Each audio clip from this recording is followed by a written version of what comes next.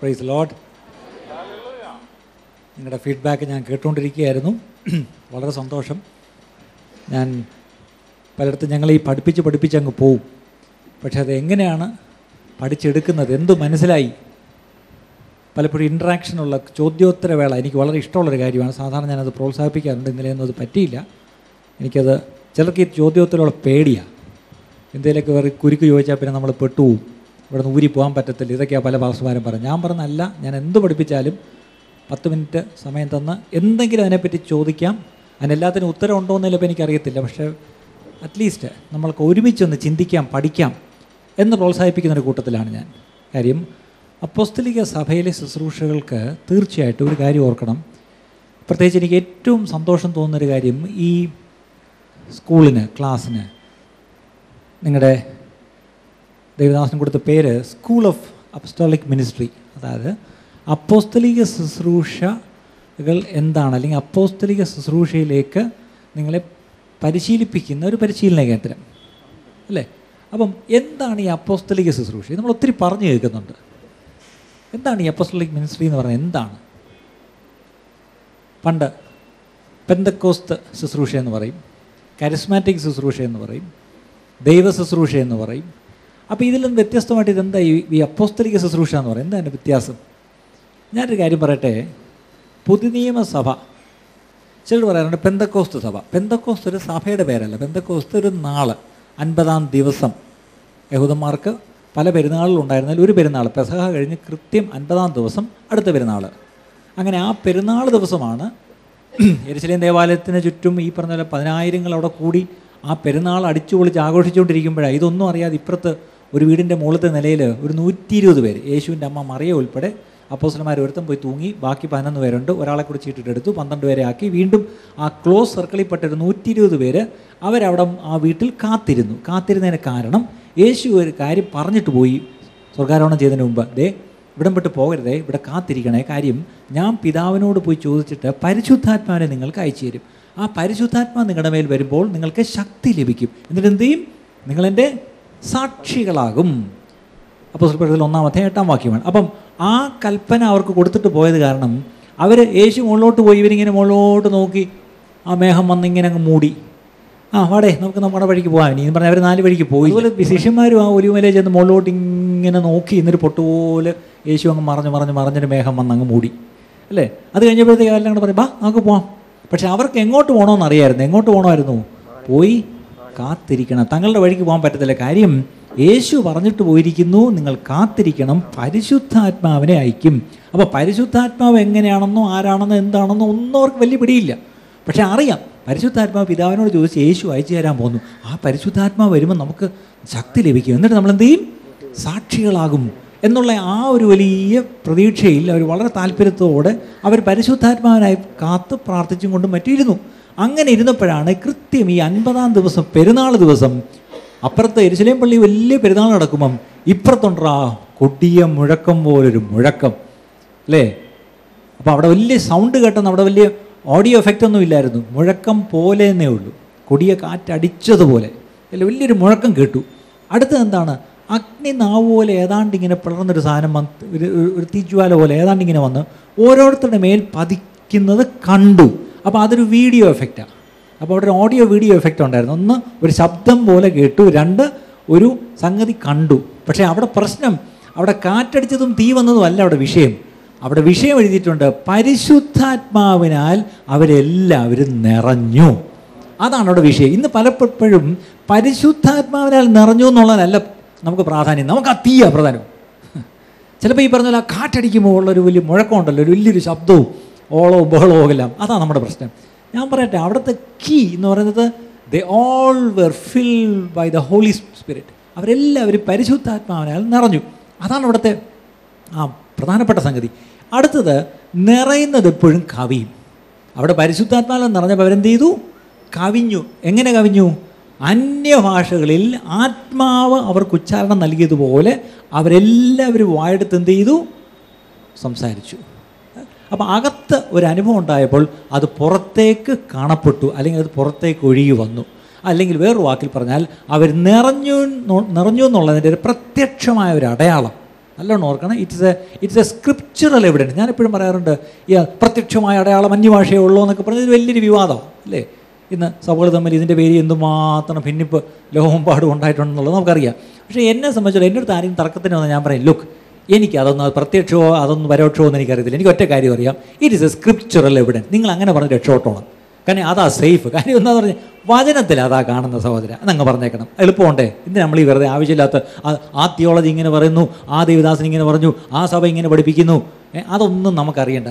എൻ്റെ കയ്യിലിരിക്കുന്ന വേദോസ്തം പറയുന്നു അവരെല്ലാം പരിശുദ്ധാത്മാവിലാണെന്ന് അറിഞ്ഞപ്പം ആത്മാവ് അവർക്ക് ഉച്ചാരണം കൊടുത്തതുപോലെ അവർ എല്ലാവരും വായെടുത്ത് അന്യഭാഷകളിൽ സംസാരിച്ച് തുടങ്ങി. അന്ന് തുടങ്ങിയത് ഇന്നും തുടർന്നുകൊണ്ടേയിരിക്കുന്നു. കർത്താവിൻ്റെ വരവരെയും അതുണ്ടായിരിക്കും എന്ന് പറഞ്ഞ് ആ വിഷയം അങ്ങ് അവസാനിപ്പിക്കുക. അതിനെപ്പറ്റി നിങ്ങൾ വെറുതെ പോയി തർക്കിക്കാൻ പോരുത്. ഇന്ന് പരിശുദ്ധാത്മാവ് ഞാനൊരുത്തെന്ന് പറഞ്ഞാൽ അതിൻ്റെ ലക്ഷണമായിട്ട് അന്യഭാഷ പറയണോ എന്നൊക്കെ പറഞ്ഞ് ഒരുപാട് തർക്കങ്ങളുണ്ട്. ആയിക്കോട്ടെ, തർക്കങ്ങൾ എന്നും ഉണ്ടാകും. കർത്താവ് വരുന്നവരെയും തർക്കം ഉണ്ടാവും. പക്ഷേ അത് നമ്മുടെ വിഷയമല്ല. പക്ഷേ നമുക്ക് അത്യാവശ്യം നമുക്ക് പറഞ്ഞു കൊടുക്കാൻ മനസ്സിലാവണം. അതിനെപ്പറ്റി എങ്ങനെ മനസ്സിലാക്കിയിട്ട് ഈ വചനത്തെ പലരും മിസ്കോട്ട് ചെയ്യാറുണ്ട്. പ്രാർത്ഥിക്കാതെ, ഒരുങ്ങാതെ, വചനം പഠിക്കാതെ, പ്രിപ്പയർ ചെയ്യാതെ പ്ലാറ്റ്ഫോമിൽ കയറി എന്ന് വെച്ച് എനിക്കിപ്പം പരിശുദ്ധാത്മാവ് തന്നെയാണെന്ന് പറഞ്ഞുകൊണ്ടുള്ള വിവരക്കേടെല്ലാം വിളിച്ചു പറയുന്ന ഒത്തിരി പേരെ ഞാൻ കണ്ടിട്ടുണ്ട്. നിങ്ങൾ ദൈവവചനം നിങ്ങൾ എവിടെയെങ്കിലും പ്രസംഗിക്കാൻ എഴുന്നേറ്റിരിക്കുകയാണെങ്കിൽ, ഒരു ദിവസം ഇങ്ങനെ എന്നോട് പറഞ്ഞത്, അവൻ്റെ പ്രിപ്പറേഷനിൽ 4/3 അവനെ പ്രിപ്പയർ ചെയ്യണം, 4/1 വചനം പ്രിപ്പയർ ചെയ്യണം. എന്താണെന്നറിയാമോ? ആദ്യം അവനെ പ്രിപ്പയർ ചെയ്യണം. എത്ര പേർക്ക് അത് മനസ്സിലായി? ഇന്ന് ഈ പ്രിപ്പറേഷൻ ഓഫ് ദ മെസ്സഞ്ചർ അതില്ല. We sometimes prepare the message.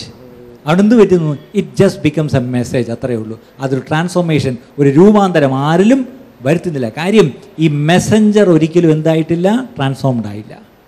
ഒരു രൂപാന്തരപ്പെട്ട മെസ്സഞ്ചർ, ഒരു ദൂതുവാഹി, അവൻ ഈ പറഞ്ഞൊരു പരിശുദ്ധാത്മാവിനാൽ നിറഞ്ഞ് അവൻ വളരെ ഒരുക്കത്തോടും പ്രാർത്ഥനയോടും താഴ്മയോടും ദൈവാശ്രയത്തോടും കൂടെ അവനൊരു മെസ്സേജ്, ഒരു ദൂത് പറയുമ്പോൾ തീർച്ചയായിട്ടും എൻ്റെ വചനം അത് വെറുതെ പോവുകയില്ല. അത് പോയ പണി തീർച്ചയായും അത് തിരിച്ചു വരത്തുള്ളൂ എന്ന് പറയുന്ന പോലെ ഇന്ന് ദൈവദാസന്മാർ, ഞാൻ നിങ്ങളെ ഒന്ന് ധൈര്യപ്പെടുത്തുക. നിങ്ങളെ ഒന്ന് ഒരുക്കണം ആദ്യം. എനിക്കൊരിക്കലും ഇപ്പോഴും ഓർമ്മയുണ്ട്, തിരുവനന്തപുരത്തിരിക്കും ഒരു സഭയിൽ ഒരു വെള്ളിയാഴ്ച ഉപവാസ പ്രാർത്ഥന നടക്കുക. അവിടെ 2 സഹോദരന്മാർ, അവരിങ്ങനെ ഇച്ചിരി ഊടാടി സഞ്ചരിക്കണമെന്ന് 2 സഹോദരന്മാർ, അവരിങ്ങനെ വെള്ളിയാഴ്ച വല്ല സഭയിലേക്ക് ചെന്ന് കയറിച്ച് പാസ്റ്റർ ഇച്ചിരി നേരം ഒന്ന് ശുശ്രൂഷിക്കാൻ തരാമോ ചോദിക്കും. പാസ്റ്റർ ശരി ഒരു 15 മിനിറ്റ് ശുശ്രൂഷിക്കും. ഇവരങ്ങോട്ട് കയറി ഇന്ന് ഒരു കാച്ചും. ഉടനെ ഇവർ രണ്ടും കൂടെ ഒരു തിരുവനന്തപുരത്തൊരു സഭയിൽ വന്ന് കയറി. അപ്പോൾ പാസ്റ്റർ ഒരു ഭാഗത്താണ്, ആ കൂടെ കുറേ സഹോദരിമാർ മാത്രം, അറിയില്ല വെള്ളിയാഴ്ച പ്രാർത്ഥനയ്ക്ക് സാറിന് സഹോദരിമാർ മാത്രമേ വരത്തുള്ളൂ. ഉടനെ ഇവരൊന്ന് ചോദിച്ചു, പക്ഷേ ഇച്ചിരി സമയം തരാമോ? ഉടനെ പുള്ളിയാണെങ്കിൽ ആരെങ്കിലും ഒന്ന് വരാൻ കാത്തിരിക്കുമായിരുന്നു. കാര്യം ഇങ്ങനെ വെള്ളിയാഴ്ച നടത്തി മടുത്തു. കാര്യം എന്നും പറയുന്നത് തന്നെ പിന്നെയും വെള്ളിയാഴ്ച പറയുന്നത്. അദ്ദേഹം പറഞ്ഞു, ആട്ടാട്ട് നിങ്ങൾ ഒരു കാര്യം ചെയ്യും, അരമണിക്കൂർ വെച്ച് 2 പേരും എടുത്തു എന്ന് പറഞ്ഞു. സന്തോഷമായി. ഒരുത്തനങ്ങോട്ട് കയറി ഇന്ന് അങ്ങോട്ട് തുടങ്ങിയപ്പോഴത്തേക്കും പുറയിലിടുന്നൊരു അമ്മച്ചി ഉറക്കെ പറഞ്ഞു, സഹോദര, നിൻ്റെ ഭാര്യയോട് നിരന്നിട്ട് മതി നീ ഇവിടെ വചനം പ്രസംഗിക്കുന്നതെന്ന് പറഞ്ഞു. എടുത്തടിച്ചതുപോലെ പെട്ടെന്ന് ഇദ്ദേഹം ഇങ്ങനെ നല്ല ഫ്ലോയിൽ അങ്ങോട്ട് പൈപ്പ് തുറന്ന് വിട്ടതാ. പക്ഷെ പെട്ടെന്നൊരു സഹോദരി ഇങ്ങനെ അതിൻ്റെ പ്രായമുള്ള ഒരു നല്ലൊരു പക്വതയുള്ള, അതേ സമയത്ത് ഭക്തയായ ഒരു സഹോദരിയാണ്. അവർ പറഞ്ഞു, സഹോദരൻ, നിൻ്റെ ഭാര്യയോട് നിരന്നിട്ട് മതി നിൻ്റെ പ്രസംഗമെന്ന് പറഞ്ഞു. പെട്ടെന്ന് ഇദ്ദേഹത്തിന് പ്രസംഗിക്കാൻ കഴിയാതെ വണ്ണം ഈ പൈപ്പ് പൂട്ടിയതുപോലെ അങ്ങ് പൂട്ടി. ഇദ്ദേഹത്തിന് വാക്ക് വരുന്നില്ല. ഈ അദ്ദേഹം കിടന്ന് ബബ്ബ അടിക്കാൻ തുടങ്ങി. ആകെ വിഷമമായി. പെട്ടെന്ന് പാസ്റ്റർ അടുത്തിരുന്ന ഇദ്ദേഹത്തിന് കൂടെ വന്ന ആളോട് ചോദിച്ചു, ഇദ്ദേഹത്തിന് കുഴപ്പം വല്ലതും ഉണ്ടോ? അപ്പോൾ അങ്ങേരും പരിങ്ങാൻ തുടങ്ങി. അങ്ങേരും പറഞ്ഞു, എനിക്കറിയത്തില്ല, ഒരു കാര്യം ചെയ്യും, അദ്ദേഹത്തെ ഇരിക്കാൻ പറ, നീ പറ എന്ന് പറഞ്ഞു. പെട്ടെന്ന് അദ്ദേഹത്തിൻ്റെ കൈ പിടിച്ചിട്ടുണ്ട്, ഇരിക്കുക മതി എന്ന് പറഞ്ഞിട്ട് ഇദ്ദേഹം എഴുന്നേറ്റ് എന്തായാലും ഒരു അരമണിക്കൂർ വചനം പറഞ്ഞു. വലിയ കുഴപ്പമില്ലാതെ പിന്നെ ബാക്കി പാസ്റ്ററും പറഞ്ഞു, പ്രാർത്ഥിച്ചു. അവിടുന്ന് തടിതപ്പി 2 പേരും. അപ്പോൾ 2 പേരും ബൈക്കേ കയറി തിരിച്ചു പോകുന്ന വഴിക്ക് ഈ ഇരുത്തിയവനോട് മറ്റേ ആൾ ചോദിച്ചു, എടോ ബ്രദറെ, എന്തുവാ ആ സഹോദരി പറഞ്ഞേ? നീ എന്താ അത് കേട്ടപ്പോഴത്തേക്കും പെട്ടെന്ന് നീ ബബ്ബ അടിച്ചങ്ങ് നിന്നല്ലോ, നിൻ്റെ പ്രസംഗം പോയല്ലോ, നിൻ്റെ കാറ്റഴിച്ചോട്ട് വലും പോലെ നിൻ്റെ പ്രസംഗമെല്ലാം അങ്ങ് പോയല്ലോ, നീ വലിയ ആവേശത്തിലാണ് കയറി ഇന്ന് തുടങ്ങിയത്. പക്ഷേ അവിടെ നിന്ന് ഒരു അടി വന്നപ്പോഴത്തേക്ക് എന്തു പറ്റി? നിൻ്റെ ഗ്യാസ് ഔട്ടായി. എന്താ കാര്യം? അപ്പോഴാണ് അദ്ദേഹം പറഞ്ഞത്, സഹോദരാ, ഞാൻ നിന്നോട് പറയാം, ഇന്ന് രാവിലെ ഞാൻ ഈ പറഞ്ഞ പ്രാർത്ഥനയ്ക്ക് നമുക്ക് വരാൻ വേണ്ടി നിന്നോട് ഞാൻ 9 മണിക്കല്ലേ വീട്ടിൽ ബൈക്കോട്ട് വരാൻ പറഞ്ഞേ. അപ്പം ഞാൻ എന്തോ ചെയ്തു, രാവിലെ എഴുന്നേറ്റ് പത്രമൊക്കെ വായിച്ച് പിള്ളേരെ കൊണ്ട് സ്കൂളിൽ വിട്ടേച്ച് തിരിച്ചു വന്ന് ഞാനങ്ങോട്ട് ഒരുങ്ങാൻ, ഞാൻ ഇന്നലെ ഈ പറഞ്ഞ പോലെ എൻ്റെ പാൻറ്റും ഉടുപ്പും കഴുകിടാൻ പറഞ്ഞിരുന്നു. അവൾ കഴുകി തേച്ച് വയ്ക്കുന്ന പതിവാണ്. പക്ഷേ ഞാൻ നോക്കിയപ്പോണ്ടാ അവൾ തേച്ച് വെച്ചിട്ടില്ല. എനിക്കങ്ങോട്ട് ദേഷ്യം വന്നു. പെട്ടെന്ന് നോക്കിയപ്പോൾ കറണ്ടും ഇല്ല, തേക്കാനാണെങ്കിൽ കറണ്ടും ഇല്ല. അടുക്കളയിലോട്ട് പോയി പണ്ടാ അവൾ അടുക്കളയിൽ ഏതാണ്ട് ചെയ്തുകൊണ്ടിരിക്കുകയായിരുന്നു. എനിക്കങ്ങോട്ട് ദേഷ്യം വന്നു. എന്തുവാടി നീ എനിക്ക് തുണി തേച്ച് വയ്ക്കാത്തതെന്ന് എങ്ങാണ്ട് പറഞ്ഞു. അപ്പം അവൾ ദേഷ്യത്തിൽ പറഞ്ഞു, എനിക്ക് മാത്രമല്ല ഉത്തരവാദിത്വം, തനിക്ക് ഉത്തരവാദിത്വം, തനിക്ക് തുണിയിട്ടുകൊണ്ട് പോകണമെന്നുണ്ടെങ്കിൽ താനത് തലേന്നൊക്കെ നോക്കി തേച്ച് വയ്ക്കണം. എന്തുവായിരുന്നു നല്ല പരിപാടി, അല്ലെങ്കിൽ നേരം എടുത്ത് ഇത്രയും നേരം എന്തുവായിരുന്നു പരിപാടി എന്ന് അങ്ങോട്ട് ചോദിച്ചു. ഇയാൾക്ക് ദേഷ്യം വന്ന് അവിടെ കിടന്നൊരു മടലെടുത്ത് പാരിക്കിട്ട് ഒറ്റയടി. കൈ കിട്ടിയത് മടലായിരുന്നു, അത് വെച്ചൊരു അടിയും കൊടുത്തു. അവൾ അങ്ങോട്ട് ഈ പറഞ്ഞ പോലെ കരഞ്ഞുകൊണ്ട് അങ്ങോട്ട് എഴുന്നേറ്റ് പോയി, ഈ പറഞ്ഞ പോലെ പോയി കിടന്നു. ഇയാൾ അപ്പോഴത്തേക്കും തന്നെ ഒരു പരുവത്തി പഴയ ഒരു വേറൊരു ബാനർ ഷർട്ടും തേച്ചെടുത്തിട്ട് അപ്പോഴത്തേക്കും ബൈക്ക് വന്ന് സ്വത്രം പറഞ്ഞ് രണ്ടും കൂടെ കയറി വന്ന് ഇവിടെ വന്ന് സ്വത്രം പറഞ്ഞ് എഴുന്നേറ്റ് കർത്താവ് ഇന്ന് രാവിലെ നിങ്ങളോട് പറയുവാനായി എന്നെ ഒരു ദൂതേൽപ്പിച്ചു പരിശുദ്ധാത്മാവ് എന്നൊക്കെ പറഞ്ഞ് കൂടെ തുടങ്ങിയപ്പോഴാണ് അമ്മച്ചി പറഞ്ഞിട്ട് ആദ്യം ഭാര്യയോടെ നേരുന്നിട്ട് ബാക്കി പ്രസംഗം മതി എന്ന് പറഞ്ഞു. എൻ്റെ പൊന്ന് സഹോദരന്മാരെ, ഇങ്ങനത്തെ അമ്മച്ചിമാർ ഇന്ന് എവിടെയൊക്കെ കാണും. എല്ലാ അമ്മച്ചിമാരും ചിലപ്പോൾ അതുപോലെ ആയിരിക്കത്തില്ല. പക്ഷേ ഭക്തിയും ഭയവും ദൈവത്തോട് ഒരു അടുപ്പമുള്ള അമ്മച്ചിമാർ കാണും. അവരെങ്ങാണ് സൗര നിരന്നേച്ച് മതി ഇരിയെന്നങ്ങനെ പറഞ്ഞാൽ നമ്മൾ പെട്ടു. അതുകൊണ്ട് ദയവായി ആദ്യം അതാണ് ഞാൻ പറഞ്ഞത്, ഒരു പ്രസംഗം പ്രിപ്പയർ ചെയ്യുന്നതിന് മുമ്പ് പ്രസംഗങ്ങനെ പ്രിപ്പയർ ചെയ്യണം. ഇത് പഠിച്ചോണം എല്ലാവരും. ഓക്കെ, അപ്പം നിങ്ങളെ പ്രിപ്പയർ ചെയ്യണം. എന്തോ പ്രിപ്പയർ ചെയ്യേണ്ടത്? First of all check your relationship with people. നിൻ്റെ ഭാര്യയായിട്ടുള്ള നിൻ്റെ ബന്ധം കിട്ടിയിരിക്കും. തിരിച്ച് സൗകര്യമാര് നിങ്ങളും മോശമല്ല. പല ഭർത്താക്കന്മാരും വന്ന് എന്നോട് വളരെ സങ്കടം പറഞ്ഞു, ഇവൾ ഈ പ്രാർത്ഥനയ്ക്ക് ഈ ബൈബിൾ എടുത്തുകൊണ്ടൊക്കെ ഓടുന്നല്ല ബ്രദറെ, അവൾ എനിക്ക് കഞ്ഞി വെച്ച് തരത്തില്ല, എനിക്ക് ചോറ് വിളമ്പി തരത്തില്ല, എൻ്റെ കാര്യം ഒന്നും നോക്കത്തില്ല. അവളുടെ കണ്ണിൽ ഞാൻ അവിശ്വാസിയായൊരു ഭർത്താവാണ് അല്ലേ എന്നും പറഞ്ഞ് പല സങ്കടവും അവരും പറഞ്ഞിട്ട്. ശരിയാണ്, നിങ്ങളുടെ വീട്ടിലെ കാര്യങ്ങൾ, ഡൊമസ്റ്റിക് അഫയേഴ്സ്, നിങ്ങളുടെ ഭർത്താവിൻ്റെ കാര്യം, മക്കളുടെ കാര്യം, നിങ്ങളെ സംബന്ധിച്ചുള്ള നിങ്ങളുടെ ഭാര്യയുടെ കാര്യം, വീട്ടുകാര്യം, കുടുംബകാര്യം, ഇത് നോക്കാതെ നിങ്ങൾ വചനം എടുത്തുകൊണ്ട് പ്രസംഗിക്കാൻ ചെന്നാൽ ദൈവം ആ പ്രസംഗത്തെ അംഗീകരിക്കുന്നില്ല. നിങ്ങൾ എത്ര നന്നായിട്ട് പ്രസംഗിച്ചെന്ന് പറഞ്ഞാൽ, എത്ര പോയിന്റ് പ്രസംഗിച്ചെന്ന് പറഞ്ഞാലും, എത്ര അന്യഭാഷ ഇടയ്ക്കൂടെ കയറി പറ്റിയത് പറഞ്ഞാലും ദൈവം പ്രസാദിക്കുന്നില്ല. ഒറ്റ പ്രശ്നമേ ഉള്ളൂ, ആ പ്രസംഗമൊക്കെ നന്നായിട്ട് പ്രസൻറ്റ് ചെയ്ത് നിങ്ങൾക്ക് തോന്നും, പക്ഷേ അത് ആരിലും ഒരു വ്യത്യാസവും ഉണ്ടാക്കത്തില്ല. ഉറപ്പാണ്. കാര്യം, God is interested more than your message, is interested in you. നിന്നിലാണ് അവന് പ്രസാദം, അല്ലാതെ നിൻ്റെ പ്രസംഗത്തിലല്ല. നമ്മുടെ പ്രശ്നം അതാ ഞാൻ എപ്പോഴും പറയാം, it's not what we do, it's who we are. നമ്മൾ എന്ത് ചെയ്യുന്നു എന്നുള്ളതല്ല ദൈവത്തിൻ്റെ കാര്യം, നമ്മൾ ആരായിരിക്കുന്നു, നമ്മൾ എന്തായിരിക്കുന്നു, അതിലാണ് ദൈവത്തിൻ്റെ കാര്യം. അതുകൊണ്ടാണ് നിങ്ങൾക്കറിയാമോ, യേശു ഒരു കാര്യം പഠിപ്പിച്ചു. അന്നാളിൽ പലരും വന്നിട്ട് പറയും, കർത്താവേ നിൻ്റെ നാമത്തിൽ ഞങ്ങൾ അത് ചെയ്തു, ഇത് ചെയ്തു, ഭൂതങ്ങളെ പുറത്താക്കി, രോഗികളെ സൗഖ്യമാക്കി. ശരിയാ, എല്ലാം ചെയ്തു എന്നാണ് പറയുന്നത്. പക്ഷേ അന്ന് ദൈവം എന്തോ പറയും പോലും, സോറി, ഞാൻ നിങ്ങളെ അറിയുന്നില്ല, ഐ നെവർ ന്യൂ യു. അതിൻ്റെ അർത്ഥം, ഞാൻ ഒരു നാളും നിന്നെ അറിഞ്ഞിട്ടില്ല. I never knew you. ഒന്ന് നോക്കിയാൽ, നീ ഈ ചെയ്ത കാര്യങ്ങൾ ഇവിടെ ഒന്ന് പ്രസൻറ്റ് ചെയ്യരുത്, അതിവിടെ കാര്യമേ അല്ല. പക്ഷേ നിന്നെ ഞാൻ അറിയുന്നില്ല. അപ്പം നിങ്ങൾ പറ, ആ ചെയ്ത കാര്യത്തിനാണോ പ്രാധാന്യം, ഈ ചെയ്യുന്ന ആൾക്കാണോ പ്രാധാന്യം? ശുശ്രൂഷകരെ, നാളെ കർത്താവിൻ്റെ ശുശ്രൂഷ നിങ്ങൾ ചെയ്യേണ്ടവരാണെന്നാണല്ലോ, അതിനാണല്ലോ നമ്മൾ ഈ പരിശീലനം. ആദ്യം പഠിച്ചോണം, before preparing your message prepare yourself. ഇത് എല്ലാ സുവിശേഷന്മാർക്കും, എല്ലാ ശുശ്രൂഷന്മാർക്കും, എല്ലാ പാസ്റ്റർമാർക്കും ഒരു വാണിംഗ് ആയിട്ട് ഞാൻ പറയാണ്. Before preparing your message or delivering your message prepare your self. നീ നിന്നെ തന്നെ പ്രിപ്പയർ ചെയ്യാതെ ഒരിക്കലും മെസ്സേജ് പ്രിപ്പയർ ചെയ്തെന്ന് പറയരുത്. ഇന്ന് പലപ്പോഴും മെസ്സേജ് പ്രിപ്പയർ ചെയ്യാനാണ് നമുക്ക് താല്പര്യം. പക്ഷേ ദൈവം നോക്കുന്ന, കുഞ്ഞെ നീ എന്ത് പ്രിപ്പയർ ചെയ്ത് എങ്ങനെ പ്രസൻറ്റ് ചെയ്യുന്നുള്ള എൻ്റെ വിഷയമല്ല, നീ പ്രിപ്പയർ ചെയ്തോ. ഞാനും നീയുമായിട്ടുള്ള ബന്ധം എങ്ങിട്ടിരിക്കുന്നു.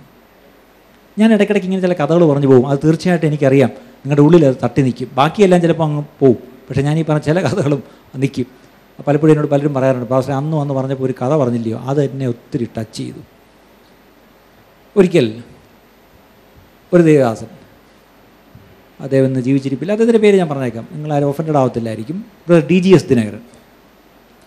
അദ്ദേഹം ചില വർഷങ്ങൾക്ക് മുമ്പ് അദ്ദേഹത്തിൻ്റെ വായിൽ നിന്ന് ഞാൻ ഒരിക്കലൊരു പ്രസംഗത്തിൽ കേട്ട ഒരു കഥയാണ്. അദ്ദേഹം ബോംബെയിൽ ഒരിക്കലും ക്രൂസൈഡിനായിട്ട് ചെന്ന് എയർപോർട്ടിൽ ചെന്ന് ഇറങ്ങിയതും ഒരു വലിയ ബിസിനസ്സുകാരൻ അദ്ദേഹത്തിൻ്റെ ബെൻസ് കാറിൽ ഇദ്ദേഹത്തെ കയറ്റി ഹോട്ടലിലേക്ക് കൊണ്ടുപോയി.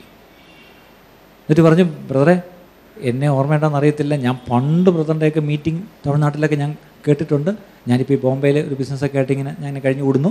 അപ്പം ഈ ഭാരവാഹികൾ എന്നെയാണ് ബ്രദറിൻ്റെ ട്രാൻസ്പോർട്ടേഷൻ ഏൽപ്പിച്ചിരിക്കുന്നത്. അതുകൊണ്ട് ഞാനായിരിക്കും ബ്രദറിനെ ഹോട്ടലിൽ വന്ന് വിളിച്ചുകൊണ്ട് മീറ്റിംഗ് സ്ഥലത്തേക്ക് കൊണ്ടുപോകുന്നു, തിരിച്ചു വിടുന്നതും അവസാനം ബ്രദറിനെ എയർപോർട്ടിൽ കൊണ്ടുവിടാനും എന്നെ ഏൽപ്പിച്ചിരിക്കും. അവിടെ ട്രാൻസ്പോർട്ടേഷൻ മൊത്തം ഞാനായിരിക്കും. അത് എനിക്ക് ആ പദവി ഞാനങ്ങ് ഏറ്റെടുത്തിരിക്കുക. എനിക്കത് വലിയൊരു അനുഗ്രഹമാണ്. ബ്രദറിനെ എനിക്ക് എൻ്റെ കാറിൽ കൊണ്ടുപോകാനും വരാനും ഉള്ളൊരു പദവി. അപ്പം അദ്ദേഹം പറഞ്ഞ സന്തോഷം. അപ്പോൾ ഇദ്ദേഹത്തെ റൂമിലോട്ട് ഹോട്ടലിലേക്ക് കൊണ്ടുപോകുന്ന വഴിക്ക് ഈ ബിസിനസ്സുകാരൻ ബ്രദറിനോട് ചോദിക്കുക, ബ്രദറെ എനിക്ക് വേണ്ടി പ്രാർത്ഥിക്കണേ, എനിക്ക് വേണ്ടി പ്രാർത്ഥിച്ച് ദൈവത്തോട് ചോദിക്കണം, ദൈവം എന്നെപ്പറ്റി എന്തു പറയുന്നു എന്നൊന്ന് ചോദിക്കണം. ഇതാണ് ഇദ്ദേഹത്തിൻ്റെ ആവശ്യം. ബ്രദർ പറഞ്ഞു ശരി പ്രാർത്ഥിക്കാം. വൈകിട്ട് മീറ്റിങ്ങിന് വേണ്ടി ഇദ്ദേഹം ഹോട്ടലിൽ പോയി വിളിച്ചുകൊണ്ട് വരുന്ന വഴിക്ക്, ബ്രദർ എനിക്ക് വേണ്ടി പ്രാർത്ഥിച്ചോ, എന്നെപ്പറ്റി ദൈവത്തോട് ചോദിച്ചോ? അപ്പോൾ അദ്ദേഹം പറഞ്ഞു ഇല്ല. ശരി. രാത്രി കൊണ്ട് തിരിച്ച് ഹോട്ടലിൽ വിടാൻ നേരത്ത്, ബ്രദറെ എനിക്ക് വേണ്ടി പ്രാർത്ഥിച്ച് ദൈവത്തോട് ചോദിക്കണേ. ശരി. അടുത്ത ദിവസം വീണ്ടും മീറ്റിങ്ങിന് വേണ്ടി വിളിക്കാൻ ചെന്നപ്പം, ബ്രദറെ എനിക്ക് വേണ്ടി പ്രാർത്ഥിച്ച് ദൈവം എന്തോ പറഞ്ഞു? അപ്പോൾ അദ്ദേഹം പറഞ്ഞു ഒന്നും പറഞ്ഞില്ല. ബ്രദറെ പ്രാർത്ഥിക്കണേ, ചോദിക്കണേ, പറയുമ്പം പറയണേ. ഇങ്ങനെ 3-4 ദിവസം മീറ്റിങ്ങിൻ്റെ ദിവസം മുഴുവൻ ഇദ്ദേഹം ഇതാണ് ചോദിച്ചുകൊണ്ടിരിക്കുന്നത്. അവസാനത്തെ മീറ്റിംഗ് കഴിഞ്ഞ് എയർപോർട്ടിലോട്ട് കൊണ്ട് വിടാൻ വേണ്ടി ഇദ്ദേഹത്തെ കാറിൽ കൊണ്ടുപോവാം. അപ്പോൾ അദ്ദേഹം ചോദിച്ചു അല്പം പരിഭവത്തോട്, ബ്രദറെ ഞാൻ ആദ്യ ദിവസം തൊട്ട് പറയുക, ദൈവത്തോട് ചോദിച്ച് ദൈവം എന്നെപ്പറ്റി എന്ത് പറയുന്നു എന്നുള്ളത് എന്നോട് പറയണമെന്ന്. ബ്രദർ ഇതുവരെ പറഞ്ഞില്ലല്ലോ. അപ്പോഴത്തേക്ക് എയർപോർട്ട് എത്തി. അപ്പം ബ്രദർ ദിനേരം പറഞ്ഞു, ആട്ടെ ബ്രദർ ഒന്ന് അങ്ങോട്ട് ഒതുക്കി നിർത്ത്, ഞാൻ പറയാം. ഞാൻ ഇന്നലെ രാത്രി ദൈവത്തോട് ചോദിച്ചു, ഈ സഹോദരൻ എന്നെ ഇങ്ങനെ കാറിൽ കൊണ്ടുവിടുകയൊക്കെ ചെയ്യുന്നു, ഇങ്ങനെ നിന്നോട് ചോദിക്കണം അവനെ പറ്റിയെന്ന് പറഞ്ഞു. അപ്പോൾ ഞാൻ നിന്നോട് ചോദിക്കും, ഞാൻ എന്തോ അവനോട് പറയേണ്ടത്? കാര്യം ഞാൻ നാളെ പോവുകയാണല്ലോ, എന്തെങ്കിലും ഒരു പറയണമല്ലോ. അപ്പോൾ ദൈവം നിന്നെക്കുറിച്ച് ഒരു കാര്യം എന്നോട് പറഞ്ഞു, പറയട്ടെ എന്ന് ചോദിച്ചു. പറഞ്ഞാട്ടെ. പറഞ്ഞു, നീ പണ്ട് തമിഴ്നാട്ടിൽ നിന്ന് കള്ളവണ്ടി കയറി ബോംബെയിൽ ഇറങ്ങി, ഇവിടെ കിടക്കാൻ സ്ഥലമില്ലാതെ പൈപ്പിൽ നിന്ന് അല്ലെ ടാപ്പിൽ നിന്ന്, റോഡ് സൈഡിലെ ടാപ്പിൽ നിന്ന് വെള്ളവും കുടിച്ച് നീ ആ ഫുട്പാത്തിൽ റെയിൽവേ സ്റ്റേഷനിൽ കിടന്ന് ഉറങ്ങിയപ്പം നീ രാത്രി മുഴുവൻ മുട്ടി നിന്ന് നീ പ്രാർത്ഥിക്കുമായിരുന്നു ദൈവത്തോട്. ദൈവം താല്പര്യത്തോടെ നിൻ്റെ അടുത്ത് വന്ന് നിൻ്റെ പ്രാർത്ഥന കേട്ട് എന്നിട്ട് നിൻ്റെ കയ്യിലെ ആ പഴയ ബൈബിൾ നീ സൂക്ഷിച്ച് വെച്ചിരുന്നു. നീ ആ പൊതിക്കകത്ത് ആ ബൈബിളും കൊണ്ടാണ് നീ വന്നത്. നീ ആ സ്ട്രീറ്റ് ലൈറ്റിൻ്റെ വെട്ടത്തിരുന്ന ബൈബിൾ തുറന്ന് വായിക്കുമ്പം നീ വലിയ സന്തോഷവാനായിരുന്നു. നിനക്കൊന്ന് കഴിക്കാൻ ഭക്ഷണമില്ല. അടുത്ത ദിവസം രാവിലെ നീ ഓരോ ഫാക്ടറിയിലും ജോലി തേടി ഇങ്ങനെ നടക്കുമ്പം നീ പ്രാർത്ഥനയോടെ നീ എൻ്റെ കൂടെ നീ വന്നുകൊണ്ടിരുന്നേ. അവസാനം ഞാൻ നിനക്ക് കരുണ ചെയ്ത് നിനക്കൊരു ഫാക്ടറിയിൽ ജോലി തന്നു. പിന്നെ അവിടെ നിന്ന് നീ എന്നും വീട്ടിൽ വന്ന് പ്രാർത്ഥിക്കും. രാവിലെ എഴുന്നേറ്റ് പോകുന്നതിന് മുമ്പേ നീ അനേക സമയം എന്നോട് പ്രാർത്ഥനയിൽ ചെലവഴിച്ചിട്ട് നീ പോകത്തുള്ളായിരുന്നു. അങ്ങനെ ഞാൻ പടിപ്പടിയായി നിന്നെ അനുഗ്രഹിച്ചു. ഒടുവിൽ നീ ഒരു ഫാക്ടറി സ്വന്തമായിട്ട് തുടങ്ങി. ഇന്ന് നിനക്ക് അനേക ഫാക്ടറികളുണ്ട്. ഇന്ന് ഈ പട്ടണത്തിലൊരു വലിയ കോടീശ്വരനായിട്ട് നീ മാറി. ഇന്ന് നീ വലിയ ബെൻസ് കാറിൽ നടക്കുന്നു. ഇന്നും രാത്രി നിൻ്റെ കിടക്കക്കരികിൽ വന്ന് ഞാൻ നിൽക്കും. നീ എന്നോട് സംസാരിക്കുമോ എന്ന് പ്രതീക്ഷിച്ച്. പക്ഷെ നീ ഈ തിരക്ക് പിടിച്ച് നീ എല്ലാം കഴിഞ്ഞ് കിടക്കയിലോട്ട് വന്ന് ദൈവമേ മാത്തനിതാ മലക്കുന്നെന്ന് പറഞ്ഞുകൊണ്ട് ദൈവം അങ്ങ് ഉറങ്ങും. ഞാൻ അവിടെ നിരാശയോടെ നിൻ്റെ കിടക്കക്കരികിൽ നിന്നിട്ട് പോകും. രാവിലെയെങ്കിലും നീ ഒന്ന് ഉണർന്ന് സംസാരിക്കുമെന്ന് പറഞ്ഞാൽ രാവിലെ വന്ന് നിൻ്റെ കിടക്കക്കരികിൽ നിൽക്കും. നീ എഴുന്നേറ്റ് എന്ന് പറഞ്ഞാൽ അവനെന്ത് ചെയ്തു? അപ്പോഴേ തയ്യോ സമയമായെന്ന് പറഞ്ഞാൽ ചാടി എഴുന്നേറ്റ് നിൻ്റെ പ്രഭാത കൃത്യങ്ങൾ നിർവഹിച്ച് നീ നിൻ്റെ പണിക്ക് പോകും. രാവിലെയും വൈകിട്ടും നാണം കെട്ട് നിൻ്റെ അടുത്ത് വന്ന് ഞാൻ നിൽക്കുക, നീ എന്നോടൊന്നും മിണ്ടുമോ എന്ന് ചോദിച്ചു. പക്ഷേ അവൻ മിണ്ടുന്നില്ല. ഇതാണ് ദൈവം ബ്രദറിനെ പറ്റി പറഞ്ഞതെന്ന് പറഞ്ഞു. ഈ മനുഷ്യൻ പൊട്ടിക്കരഞ്ഞുകൊണ്ട് പറഞ്ഞു, സത്യമാ ഞാൻ ദൈവത്തോട് വളരെ അടുത്തിരുന്ന ആളാണ്, ഞാൻ ദൈവത്തോട് എപ്പോഴും പ്രാർത്ഥിക്കുന്ന ഒരാളായിരുന്നു. അങ്ങനെ ദൈവം എനിക്ക് ഉയർച്ചയൊക്കെ തന്നെ. പക്ഷെ ഉയർച്ചയൊക്കെ കിട്ടിയൊരു വലിയ സ്ഥാനത്ത് വന്നപ്പം ഇന്നെനിക്ക് പ്രാർത്ഥിക്കാൻ പോലും സമയമില്ല എന്ന് ആ മനുഷ്യൻ പറഞ്ഞ കാര്യം. ഈ കഥ നിങ്ങൾ മറക്കുമോ? ഇനി ഇതേതോ ബോംബെയിലെ ബിസിനസ്സുകാരൻ്റെ കഥയായിട്ട് കേൾക്കാൻ നമുക്ക് വലിയ ഇഷ്ടമാണ്. ഇന്ന് രാവിലെയും ദൈവം നിങ്ങളുടെ അടുത്ത് വന്ന് കാത്തിരുന്നു. നിങ്ങൾ പ്രാർത്ഥിക്കുമോ, ദൈവത്തോടൊന്ന് സംസാരിക്കുമോ എന്ന് ആവലോടെ വാഞ്ചയോടെ ദൈവം വന്ന് കാത്തിരുന്നു. സഹോദരൻ, ഇന്നലെ രാത്രി നിൻ്റെ കിടക്കക്കരികിലാവും വന്നിരുന്നു. നിങ്ങളൊന്നും മിണ്ടുമെന്ന് വിചാരിച്ചു. പക്ഷെ നിങ്ങൾ പകലത്തെ ഈ ക്ഷീണമെല്ലാം കഴിഞ്ഞ് നേരെ പോയി കിടന്നുറങ്ങി. ഞാനൊരു സത്യം പറയാം, നമുക്ക് പ്രാർത്ഥിക്കാതെയും ദൈവത്തോട് അത്ര ബന്ധം പുലർത്താതെയും ഒരുങ്ങാതെയും ഒക്കെ നമുക്ക് പ്രസംഗിക്കാൻ പ്രിയപ്പെട്ടവരെ. നമുക്ക് ശുശ്രൂഷിക്കാം. പലപ്പോഴും ആ ശുശ്രൂഷ കഴിയുമ്പം ഭയങ്കര ശുശ്രൂഷയായിരുന്നു നമുക്കങ്ങ് തോന്നും. ഇനി 4 പേര് ചിലപ്പം വന്ന് പറഞ്ഞെന്നിരിക്കുമോ എന്തുമായിരുന്നു ബ്രദറെ എന്ന് പറയും. പക്ഷെ അതൊന്നും കേട്ടോണ്ട് ദയവായി വഞ്ചിക്കപ്പെടരുത്. ഒടുവിൽ ഞാനൊരു കാര്യം പറയാം, നമ്മുടെ ശുശ്രൂഷയുടെ അനുഗ്രഹം പ്രാപിച്ചവർ അവരങ്ങ് പറ്റും, നമ്മളിതൊന്നും പറ്റത്തില്ല. ഞാനൊരു കാര്യം പറഞ്ഞേക്കാം, ആരവിടെ കണ്ടാലും ഇല്ലേലും നമ്മളവിടെ കാണണം. പക്ഷേ അതിനൊറ്റ വഴിയേ ഉള്ളൂ. എന്താ? നമ്മുടെ കർത്താവുമായിട്ടുള്ള ബന്ധം. ആ ബന്ധം ഇല്ലാതെ ഒരിക്കലും ശുശ്രൂഷയ്ക്കായി ഇറങ്ങരുത്. എനിക്കറിയാം ചില ശുശ്രൂഷകന്മാർ, എനിക്കറിയാവുന്ന ഒരു ഗിറ്റാറിസ്റ്റ്, ഒരു നല്ല വർഷിപ്പ് ലീഡർ ഉണ്ടായിരുന്നു. അദ്ദേഹം ഗിറ്റാർ കയ്യിലെടുത്ത സംഗീതം താനെ ഒഴുകും. പലരും അദ്ദേഹം നോക്കി, നീ ഗിറ്റാർ അങ്ങോട്ട് എടുക്കുമ്പോഴേ അഭിഷേകം ഒഴുകുകയാണെന്ന് പറയും. ശരിയാ. പക്ഷെ എന്ത് പറ്റിയെന്നറിയാമോ? ഇദ്ദേഹത്തിന് ഈ ഗിറ്റാറും ഈ വർഷിപ്പ് ലീഡിങ്ങും അങ്ങ് തൻ്റെ അസ്ഥിക്ക് അങ്ങ് പിടിച്ചു. ഒടുവിൽ എന്ത് പറ്റിയെന്ന് ചോദിച്ചാൽ, ഇദ്ദേഹത്തെ എല്ലാവരും അങ്ങ് പ്രശംസിക്കാനും അങ്ങ് പൊക്കാനും തുടങ്ങി. കുറേ കഴിഞ്ഞപ്പോൾ ഇദ്ദേഹത്തിന് അറിയാതൊരു നിഗളം ഇദ്ദേഹത്തിൻ്റെ ഉള്ളിൽ വന്നു. കാര്യം ഗിറ്റാർ ഞാൻ കയ്യിലെടുക്കുമ്പോഴേ അഭിഷേകം ഒഴുകുകയാണെന്ന് ഇദ്ദേഹത്തിന് അങ്ങ് തോന്നി. കാരണം ഓരോരുത്തർക്ക് അങ്ങനെ പറഞ്ഞിട്ടുമുണ്ട്. ഒടുവിൽ ഒരു ദിവസം അദ്ദേഹം പ്രാർത്ഥനാ സമയത്ത് ഇരുന്നപ്പോൾ ദൈവം പതുക്കെ മന്ദമായിട്ട് തൻ്റെ ഹൃദയത്തിൽ പറഞ്ഞു, മോനെ, ഞാനൊരു കാര്യം പറഞ്ഞാൽ നീ ചെയ്യുമോ? എന്താ?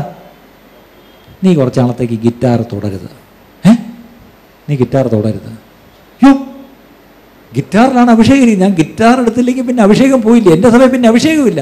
കാര്യം ഞാൻ ഗിറ്റാറിനടുത്ത് അങ്ങോട്ട് ഈ ദാവീദ് കിന്നരമെടുത്ത് വീട്ടിൽ നിന്നൊക്കെ നമ്മൾ വായിച്ചിട്ടുണ്ടല്ലോ. അപ്പോൾ ഇദ്ദേഹത്തിൻ്റെ ഗിറ്റാറിലാണ് അഭിഷേകം ഇരിക്കുന്നതെന്നാണ് പറഞ്ഞത്. അപ്പോൾ ഇദ്ദേഹത്തിന് ഭയങ്കര സങ്കടമായി. ദൈവമേ, അതിപ്പോൾ ഗിറ്റാറില്ല, ഞാൻ എങ്ങനെ പോകാൻ പറ്റും? പറ്റത്തില്ല. ഞാനെന്ന് ഏറ്റത് എൻ്റെ പാസ്റ്റർ എന്നെ ഏൽപ്പിച്ചിരിക്കുക ഇന്ന് ഗിറ്റാർ എടുത്ത് ലീഡ് ചെയ്യണമെന്ന്. അപ്പോൾ എനിക്ക് ലീഡ് ചെയ്തേ പറ്റും. 10 മണിക്ക് മീറ്റിങ്ങാണ്. ഇവൻ ദൈവം പറഞ്ഞ് കേൾക്കാതെ ഇവൻ ഗിറ്റാർ എടുത്തുകൊണ്ട് വന്നങ്ങോട്ട് ലീഡ് ചെയ്യാൻ തുടങ്ങി. പക്ഷെ അന്ന് അവൻ ഗിറ്റാർ എടുത്തടിച്ച് എത്ര പാട്ട് പാടിയിട്ടും കാര്യമായിട്ടൊന്നും അങ്ങോട്ട് സംഭവിക്കുന്നില്ല. അവനാകെ ഫ്രസ്ട്രേറ്റഡായി തിരിച്ച് വീട്ടിൽ ചെന്നു. അവനെ പിണങ്ങി കിടന്ന് ഉറങ്ങി. അടുത്ത ദിവസം രാവിലെ എഴുന്നേറ്റപ്പം വീണ്ടും ആ മന്ദമായ സ്വരം ഇവൻ്റെ ഉള്ളിൽ കേൾക്കുന്നു, മോനെ, നീ ആ ഗിറ്റാറൊന്ന് മാറ്റി വയ്ക്കുക. നിവൃത്തിയില്ല. ഇവൻ ചെന്ന് പാസ്റ്ററോട് പറഞ്ഞു, പാസ്റ്ററെ, ഞാനിനി കുറച്ചാളത്തേക്ക് ഗിറ്റാർ എടുക്കുന്നില്ല. പാസ്റ്റർ പറഞ്ഞു, ബ്രദറെ അങ്ങനെ പറയരുത്. നമ്മുടെ സഭ ഇപ്പം നിൽക്കുന്നത് തന്നെ പാസ്റ്ററിൻ്റെ ഗിറ്റാറില്ല, അല്ല ബ്രദറിൻ്റെ ഗിറ്റാറില്ല. അപ്പം എടുക്കണേ പറഞ്ഞു, പാസ്റ്ററെ, അങ്ങനെ നമ്മുടെ സഭ ഇപ്പം എൻ്റെ ഗിറ്റാറിലാണ് നിൽക്കുന്നതെങ്കിൽ അങ്ങനെ ഇപ്പം നിൽക്കണ്ട. എന്തായാലും പാസ്റ്റർ എന്ത് പറഞ്ഞാലും ഞാൻ എന്തായാലും ഗിറ്റാർ എടുക്കുന്നില്ല. ശരി. അന്ന് ഗിറ്റാറിൽ പുള്ളി താത്തു വെച്ചേച്ച് പുള്ളി അവിടെ ഒരു മൂലയിരുന്നു. വർഷിപ്പ് ടീം അങ്ങോട്ട് വന്നിട്ട് ആർക്കും അങ്ങോട്ട് പാട്ട് വരുന്നില്ല. കാര്യം എന്തില്ല, ഗിറ്റാറില്ലല്ലോ. മൊത്തത്തിൽ അങ്ങോട്ട് ഡ്രൈ ആയിട്ട് തോന്നി അല്ലേ. പക്ഷേ പാസ്റ്റർക്കും വല്ലാത്ത സങ്കടമായി. എന്താ ഇത്, മറ്റെന്ത് രസം